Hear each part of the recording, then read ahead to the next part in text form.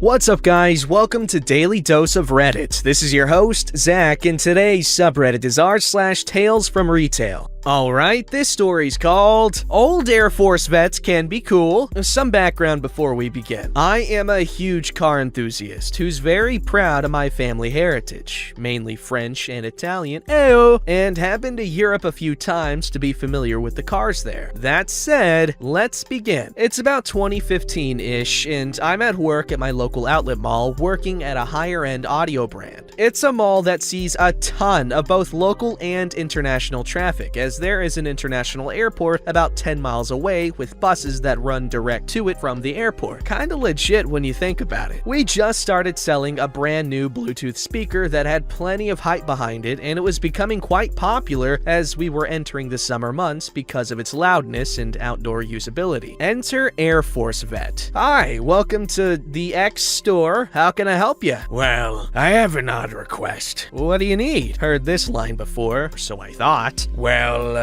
I need to take a product outside. You have a floor model I can take? Mildly startled.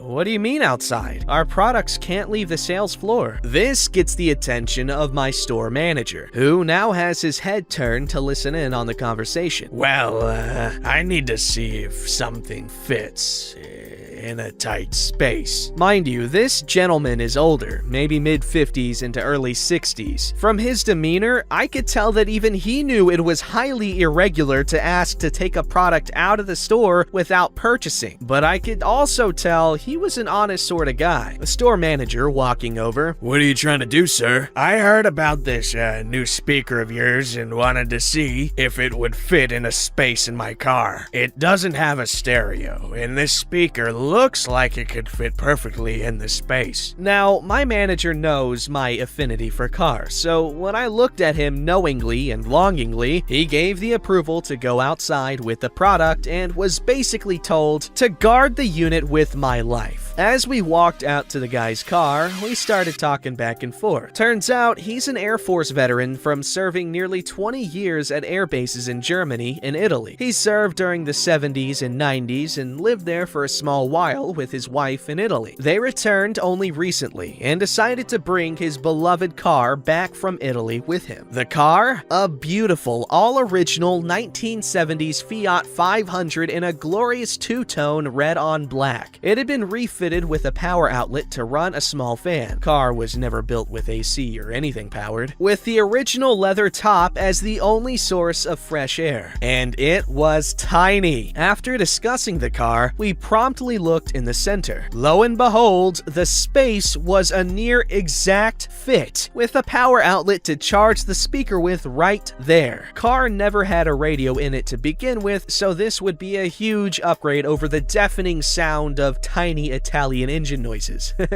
We give it a test right there in the lot in the car. Air Force veteran was relatively satisfied, but after all the excitement over seeing and being in his car, I wanted to seal the sale. I convinced him to start the car. At this point, we were pretty chummy, so we could test the speaker with the native car sounds and see if the speaker could outdo the noise. Then he gets really committed. Buckle in, let's go for a ride. Without question, I buckled in. Next thing I know, we are now scooting around the massive parking lot of my outlet mall, doing nearly 40 to 50 miles per hour, the top speed of the Fiat, blasting the Eagles at full volume without any issues hearing the music. I'm having a blast, loving every second of not only chilling with this incredibly nice gentleman, but also getting paid to be in this car with Air Force veteran. About 10 minutes of race car noises and receipts later, he bought not only the speaker, but every optional item we had for it, minus a car charger since he had the power outlet already in his car. Easily the coolest day at work ever, and one of the best customers I ever had. Yo, that is badass. That sounds like a really cool story to be able to share, and you shared it, so boom, cool guy points. And also, is it the Beats pill speaker thing? Because I remember that sounds about the time that they were really popular and stuff. People in my high school, they used to like strap them to their backpack packs and like walk around blasting their music that was never ever anything good. I mean, in my opinion, they liked it obviously. I couldn't tell you why. But this makes me think of back when I was in Colorado,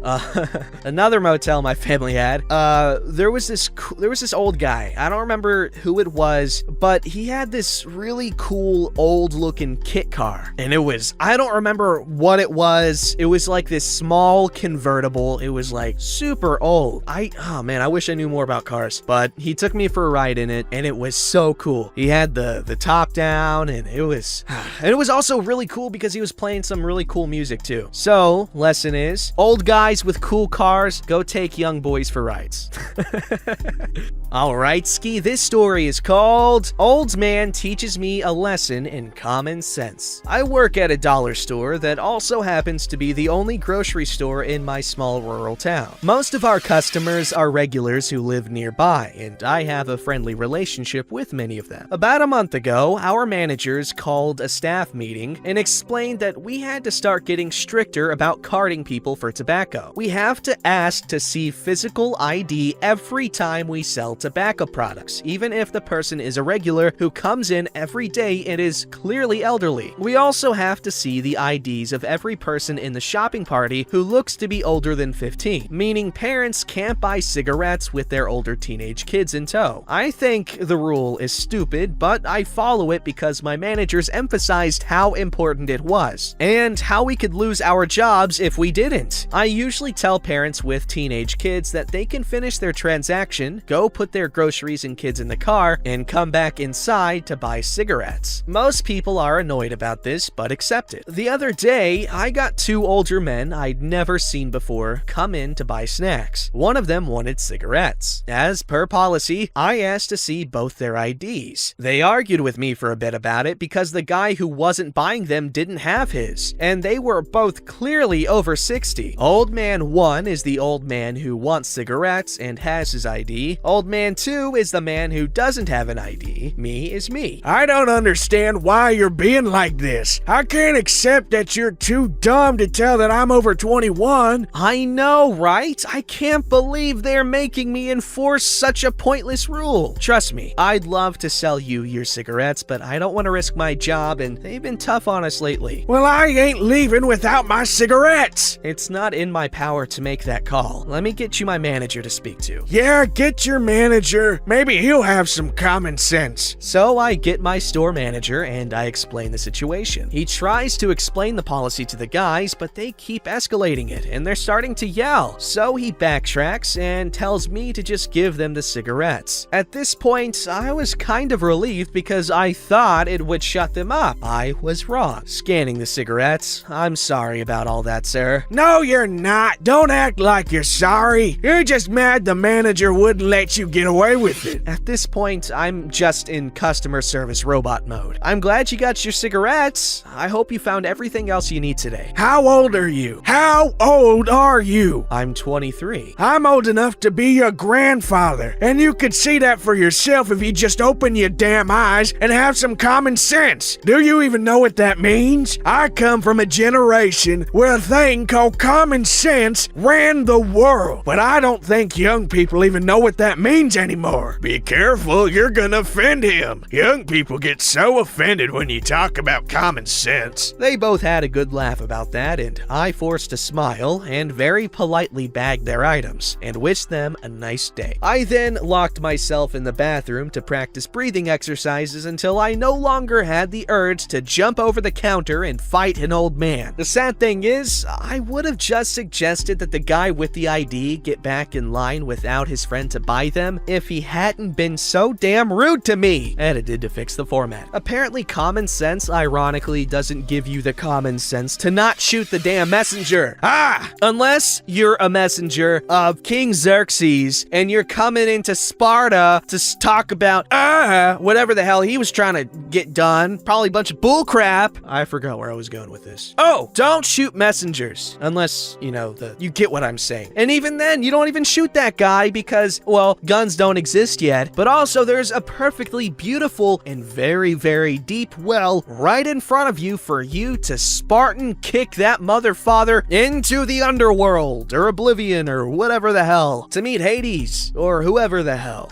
Get it? Whatever the hell. Oh, damn it. I was trying to work this in somewhere, but I don't know where. And also, you don't need a gun because you're King Leonidas. There, that's all. I watched 300 again recently, and I played through Assassin's Creed Odyssey. Ah, good stuff. All right, this story's called That Difficult Customer. I am new to the retail world of the department stores, and I was at a register currently ringing another customer for their items. During that transaction, two ladies with a stroller were browsing some items on display and tried to ask for the price of the items, while I was ringing my current customer for their items. I asked them if they could wait until I finished with the transaction before I could give them an answer. They showed facial expressions that were certainly displeased, and even someone like me who has high-functioning autism, I have a hard time recognizing facial, vocal tone, or body language expressions of people's feelings or mood, could recognize instantly that they were going to be troublesome. After I was finished with my customer, the two ladies came up to me to ask me to help them with a return. Unfortunately, the item in question had multiple return labels, which made the transaction to return their item difficult and caused errors in the system. Looking at their item, I noticed it for another brand that has their own section in the store and asked them to visit their counter to get their item properly taken care of, as I wasn't able to continue the transaction. The customer got much angrier as they did not want to wait in another line to get a return, but I told them I am unable to do the return as it was a brand item for a specific section. Both ladies got very angry, yelling profanities, and one of the ladies said she once worked for the company and knows how we do things, and that I was incompetent and lazy and I should do my job. I almost lost my temper, but I firmly told her I couldn't help her, as it was not part of my area in the department. Also, I was a new hire for a month, so I am limited in knowledge and training being thrown into the holiday seasonal fire. She demanded my manager, which I tried, but being in an area of the store where cell reception doesn't work, I couldn't make a call to my manager. I was also too far from other employees to get help. During this time, she and her companion were yelling additional profanities and name-calling while waiting. At that point, I was starting to get more worked up and just trying to get them to go away. I attempted to walk away. I have the right to refuse service if I felt in danger, as they kept bombarding me with insults. But they positioned themselves in a way where every direction I went, they went to stand in front of me. Finally, another employee who was more knowledgeable than me happened to pass by, and the woman's attention turned to grab that other employee who could possibly do better than me, an incompetent employee. I was trembling due to an anxiety attack coming up, and the lady and her friend continued to make fun of me trembling and additional insults as my fellow coworker was problem shooting the issue. Apparently, it was a situation that needs to be overridden by a full-time employee or a manager. I found an opportunity to leave and politely excused myself before going to the staff break room to break down. Aww. For an experience that lasted about 10 minutes, it left a deep impression on me, and I still get worked up from it. How can someone who says they worked in retail go back as a customer and treat a retail worker like that? I am still wanting to be as helpful as I can be in retail and take this experience as a harsh learning experience. Atta girl, boy, other. It's not made clear. Unimportant though. Good job. That sounds like absolute hell.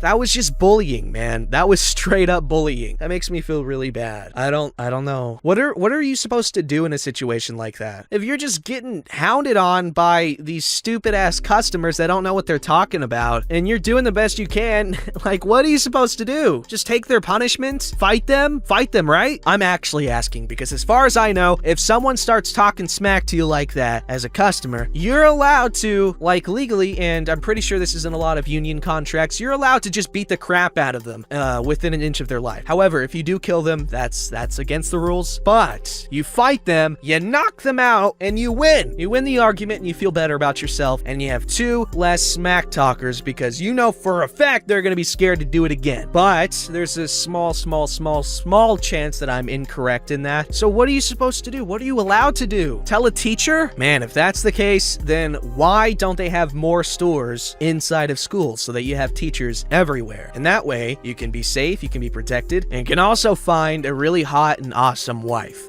Alright, this story's called Grandma Goes Crazy Over a Shopping Bag. So one time, this older lady came to my register and everything was fine. I scanned everything for her order and gave her the total. One of her purchases was a dress of a famous Disney character, Moana. Make way, make way. Moana, it's time you... Sorry. Then, at the moment I bent down to grab a bag from the drawer, she blew up on me. Why? She screamed and thought that I'm going to grab her dress, throw it on the ground, and step on it to ruin it on purpose. I told her that no, I'm just grabbing a bag to put her purchase in. She didn't want that because the dress will get wrinkled. Suggestion 1. So I suggested a t-shirt box. We could fold it nicely and give it to her in the box. She said no because it wouldn't fit in her luggage. Suggestion 2. I asked if she wants it wrapped in plastic, nice and firm, and she can take it like that. She got mad at me because I thought that you guys are eco-friendly people /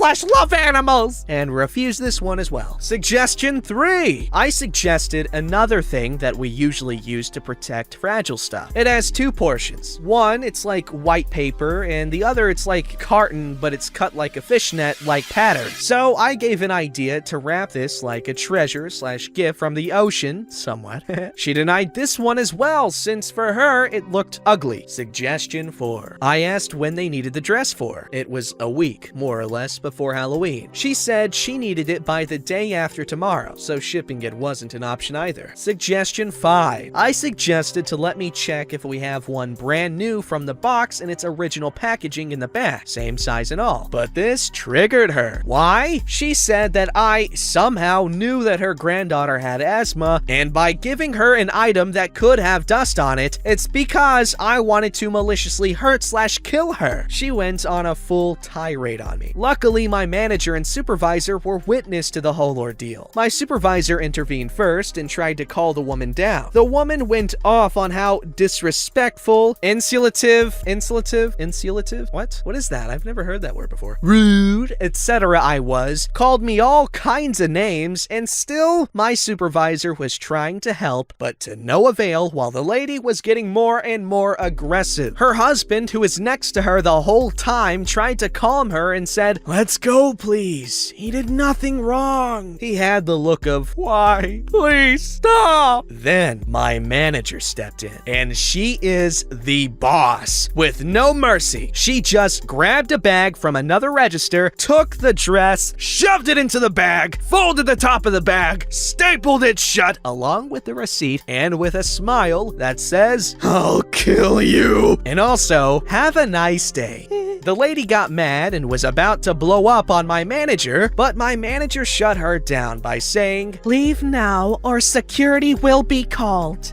After that, the lady just grabbed her stuff and ran, followed by the tired / defeated husband. After she left, I was told to take a break to calm down / recover from this incident.